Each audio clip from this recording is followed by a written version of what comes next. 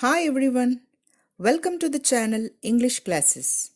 I am Dr. Sharada and the intention of this channel is to help you learn English contents.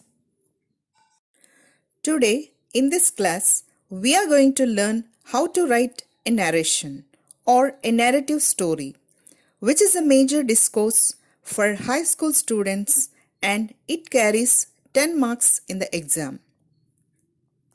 Let us first know what is narration. It is a written or spoken form of commentary to tell or to convey a story or events to the audience. It is an account of series of related events or experiences. The word narrate means to tell. It is an act of telling a story or event. Generally, narration can be written in many ways. It can be a fiction or imaginary, where we tell stories about imagined world with made-up people, events and places. We make the audience visualize the place, setting and characters of the narrative.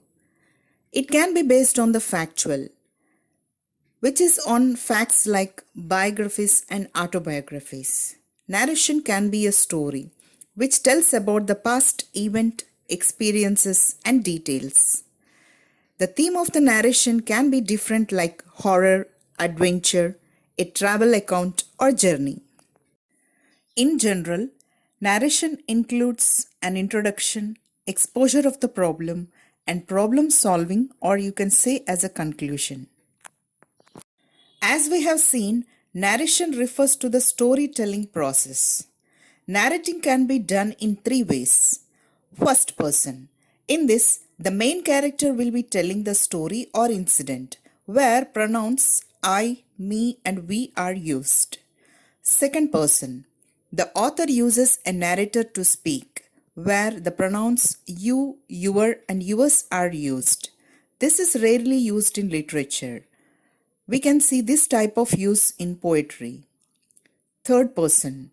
In this, an external narrator tells the story, where the pronouns he, she, it are used. While writing narration, these points should be remembered, which will fetch you each 1 mark in the exam. Sequence of events and dialogues.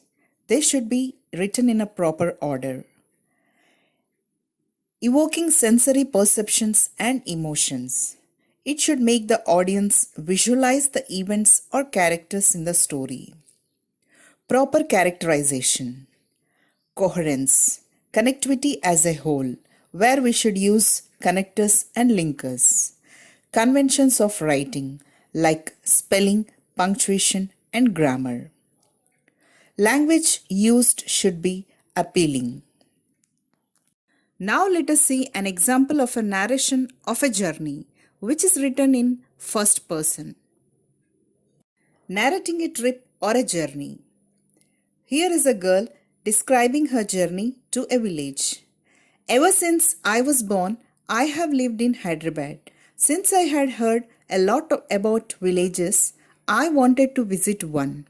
And at last, I got an opportunity. One day, my father told that we were going to meet our relatives in a village. It was situated at a distance of 150 kilometers from Hyderabad. There we were also wanted to see for ourselves the crops of the season. Sunday was fixed for the visit. We started in the morning in a bus. The journey from Hyderabad to the village was very fun. We were out of Hyderabad. We seemed to have entered a new world. The air smelled very sweet. How sweet it was! Everything was different. Different from what we had seen in the city.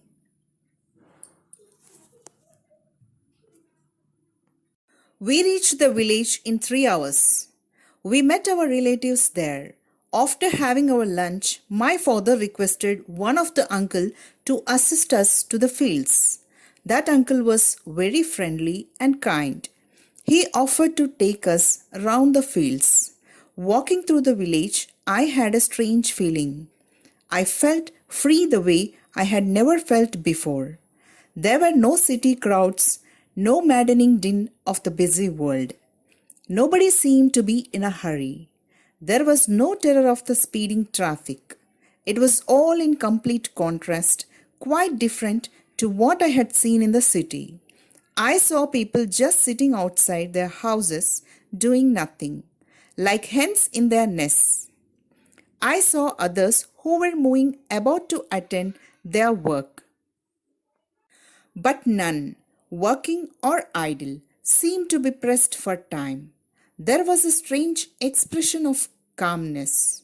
Contentment and courage were writ large on every face. When we reached the fields, we saw all the beauty of nature, all the wealth that Mother Earth yields to her beloved children full grown. Bountiful crops were waving in the fields. We stood on the edge of a field and saw the expanse of land before us, land laden with the fruit of human labor.